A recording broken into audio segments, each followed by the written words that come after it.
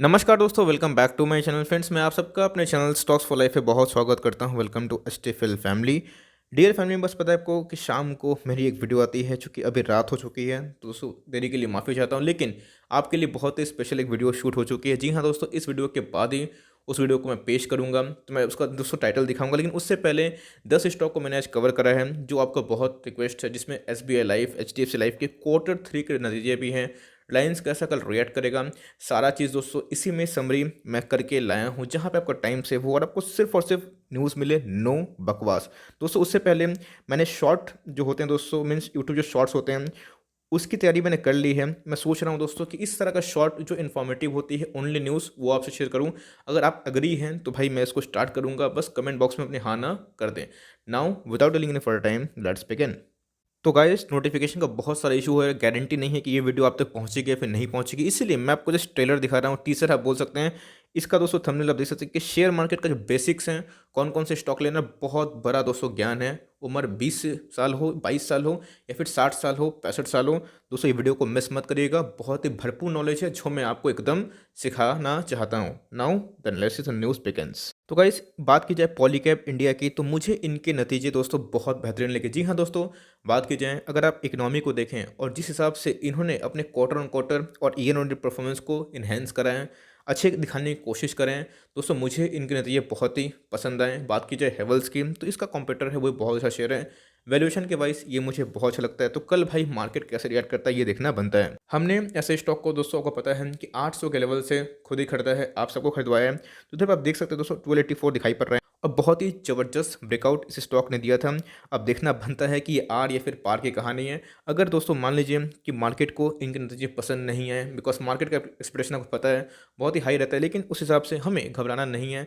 अगर गिरता है तो इट्स ओके दोस्तों। तो जो एक एमओएस लेवल होता है 1200 के नीचे मिलता है दोस्तों, 1165 के लेवल मिलता है, तो एंट्री कर सकते हैं। बहुत लोग सर पूछते हैं कि अरे सर बताइए कि लेवल क्या है।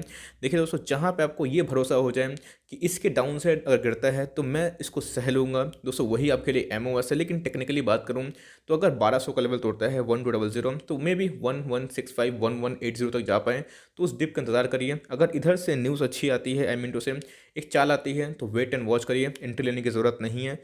मौका मिलेगा फिर तो स्टॉक ठंडा होता है, आपको पता है ये स्टॉक का बिहेवियर है। तो देखना बनता है मार्केट में कल इनके नतीजे का कैसा रिएक्शन देखने को मिलता है। बट ओवरऑल दोस्तों performance is very good, long term तक होल्ड कर सकते हैं। और ये दोस्तों मिड कैप कैटेगरी में बहुत ही अच्छा वैल्यूएबल स्टॉक मुझे दिखाई पड़ता है। एसबीआई कार्ड ने सबको चौंका है, और सही में दोस्तों 5% का एक अपसाइड, जब उनके मीन्स रेवेन्यू में इतने फॉल थे। लेकिन दोस्तों मैंने आपको एक चीज़ बताया, एक साइकोलॉजी समझिए। एसबीआई कार्ड का बिजनेस क्या है दोस्तों, मैं आपसे पूछना चाहता हूँ। ये तब इंसान यूज़ करते हैं जब इंसान के पास एक्स्ट्रा पैसा होता है, जब लोगों को लगता है कि वो पैसे चुका देंगे। यही दोस्तों बजाज फाइनेंस में देखने को मिला। बजाज फाइनेंस के दोस्तों बात की जाए ईयर टू ईयर रेवेन्यू काफ़ी कम थे, लेकिन इनके रेवेन्यू सही थे दोस्तों, यही मुझे चौंकाने वाला अंदाज़ा लगा। रेवेन्यू सही रहेंगे दोस्तों तो मैं उतना कोई हाई एक्सपेक्टेशन नहीं करता। अभी भी आप देख सकते हैं कि इकोनॉमी नेगेटिव में, उस हिसाब से परफॉर्मेंस की बात की जाए तो मुझे उतने बुरे नहीं लगे। और दोस्तों ये एसटीएफएल का टॉपिक बना हुआ है, लेकिन क्या इस लेवल पे एंट्री ले? देखिए दोस्तों, 650 का लेवल पे, 700 के लेवल पे मैं चिल्ला चिल्ला के आपको थक चुका हूँ। उठाइए उठाइए, उधर से ये 30-40% भाग चुका है। मेरे हिसाब से अभी इधर पे एमओएस नहीं मिलता है, इंतज़ार करिए, ज़रूर ठंडा होगा तब एंट्री कर सकते हैं। लेते भी हैं तो फिर डाउन साइड आ जाएगा, आप पूछेंगे सर गिर क्यों रहा है, तो इधर पे मुझे एमओएस दिखाई नहीं पड़ रहा है। ओवर बॉट में चला गया है, ठंडा होने दीजिए। और दोस्तों ये स्टॉक में बहुत ताकत है, आगे और भाग सकता है। आपके पास है, माल दबा के बैठिए, घबराने की आवश्यकता बिल्कुल भी नहीं, क्योंकि लॉन्ग टर्म में इससे मुझे बहुत ग्रोथ दिखाई पड़ती है, बिकॉज कंपनी के बिजनेस मॉडल काफ़ी बेहतरीन है।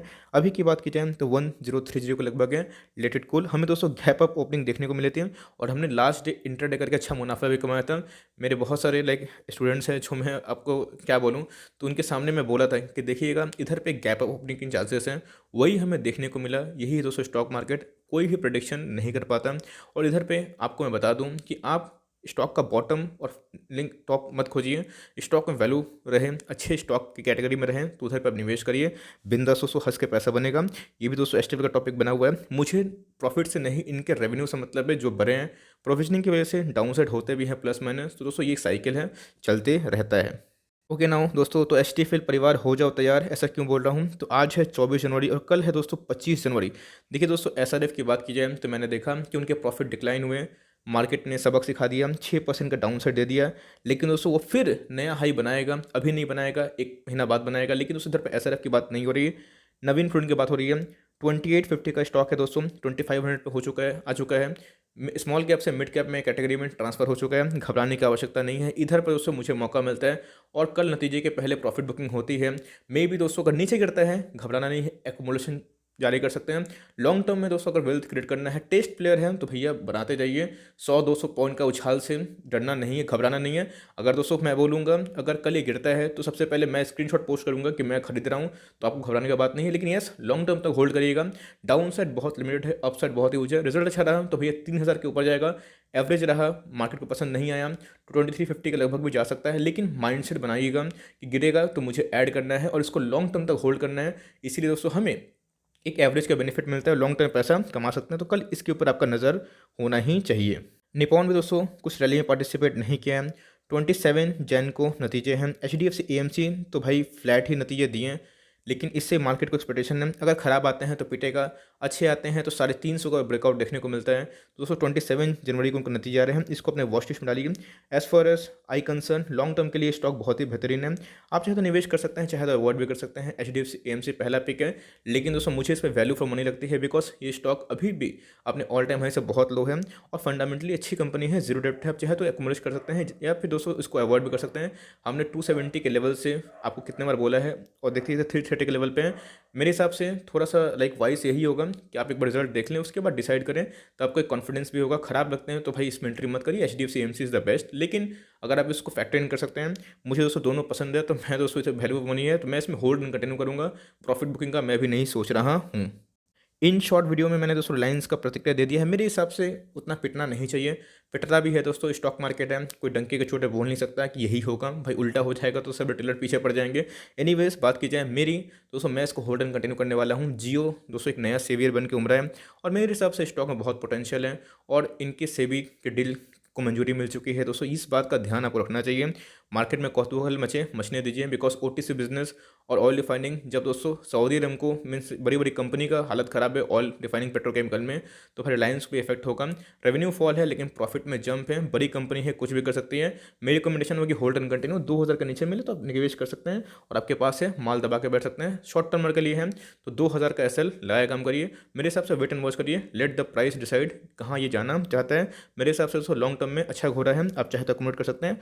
प्रॉफिट दोस्तों 2 बिलियंस के लगभग है, कैन यू बिलीव इट, बहुत बड़ी कंपनी है, कोई छोटी मोटी कंपनी नहीं है। बंधन बैंक मेरी सलाह आपको यही होगी कि वेट एंड वॉच करिए। हाँ दोस्तों, बंधन बैंक को बताएं कि NPA की समस्या हमें देखने को मिल रही है, क्योंकि यस कहीं ना कहीं कंसर्निंग है और जिनके शेयर होल्डर इनके पास हैं।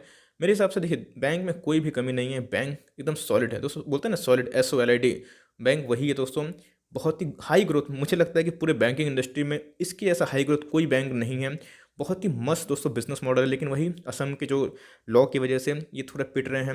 लेकिन मेरे हिसाब से 300 का नीचे जाता है तो एक एकोमोडेशन बन सकता है। 380 पे लेके बैठे हैं, 400 पे लेके बैठे हैं, तो लॉस में नहीं बेचना चाहिए। मैं आपको यही बोलूँगा, आपको 6 महीना साल भर वेट करना पड़ेगा। मे भी दोस्तों मार्केट को नेक्स्ट क्वार्टर तक लाइक फैक्टर इन करने की कोशिश करें। 1000 का प्रोविजनिंग कुछ ज़्यादा ही कर दिया गया है, लेकिन देखना बनता है कि नेट NPA कितने बनते हैं, ये अपकमिंग क्वार्टर में साफ हो जाएगा। बैंक ने कुछ ज़्यादा ही प्रोविजनिंग कर दी है, लेकिन बैंक दोस्तों क्वालिटी वाला है। यस आप इसको अवॉइड भी कर सकते हैं, बड़े बैंक के संग जा सकते हैं, लेकिन लॉस से बेचने की राय मेरी नहीं है। नीचे गिरे तो ऐड करने का सोच सकते हैं। येस बैंक की बात की जाए तो येस दोस्तों मुझे इनके रिजल्ट अच्छे लगे। जी हाँ दोस्तों, फाइनल वर्डिक्ट मेरा है, मुझे इनके नतीजे अच्छे। अब ऐसा नहीं कि भाई अच्छे लगे तो कल जाकर उठा लेना है, एकदम अपने वेल्थ का 1% से ऊपर निवेश नहीं करना है।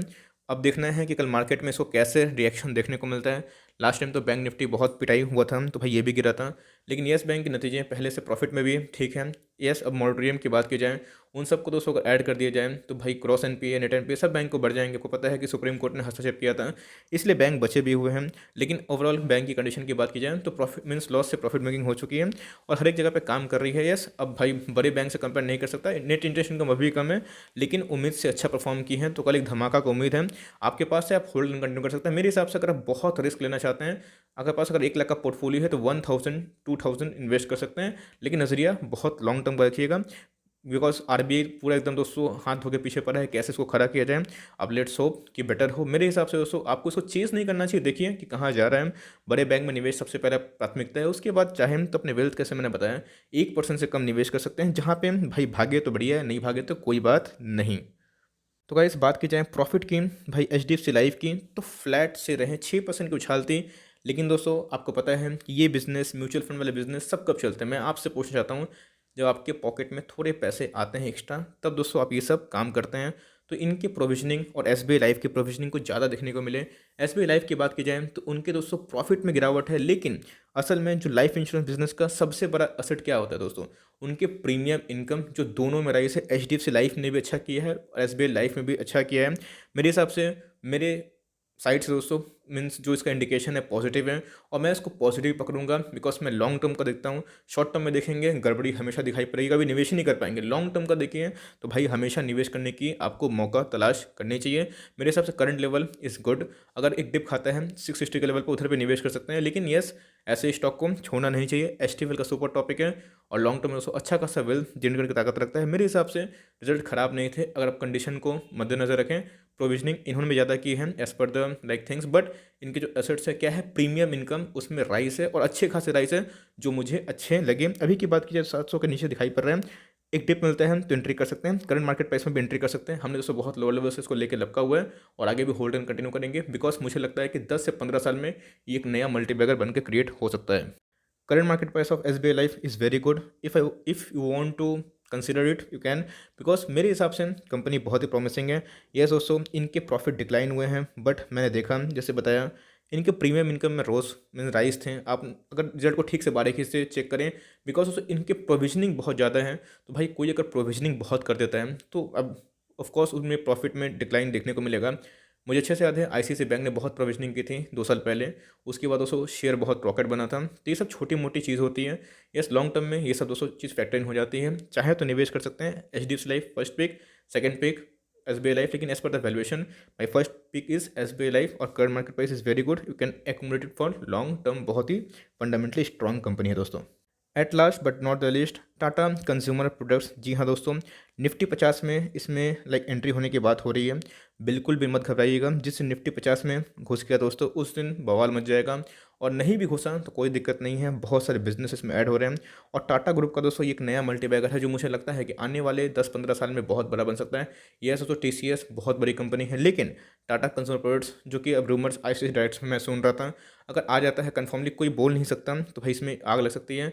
बहुत लोगों को 600 के ऊपर दोस्तों लिए हुए हैं, लेकिन मैंने कभी 600 के ऊपर इसको खरीदने की राय नहीं दी है। कमेंट बॉक्स में बहुत लोग पूछते हैं तो मैं बोलता हूँ कि स्टैगर मेथड में बाइंग करते रहिए। मेरे हिसाब से एफएमसीजी में अगर फास्ट ग्रोथ चाहिए तो इस पर निवेश कर सकते हैं। स्लो और स्टडी और डिफेंसिव स्टॉक चाहिए तो आईटीसी और एचयूएल, घबराने की बात नहीं है। और आईटीसी भाई जिस लेवल पे उधर पे निवेश कर सकते हैं, लेकिन नज़रिया लॉन्ग टर्म का होना चाहिए। तो दोस्तों ये रहा स्टॉक फटाफट, जहाँ भी मैंने 10 स्टॉक आखिर का कवर कर ही लिए। आई हो दोस्तों मेरा एफर्ट आपको अच्छा लगा होगा। एक दिल से लाइक तो बनता ही है, और चैनल फर्स्ट टाइम है तो याद से सब्सक्राइब करना ना भूले। फर्दर कोई डाउट है ड्रॉप कर सकते हैं, कोई स्टॉक रिव्यू चाहिए उसका नाम भी ड्रॉप करिएगा। I would love to make a video on your demand. तो गाइस मिलते हैं जल्दी ही, तब तक के लिए bye. Thanks for listening friends, God bless you all.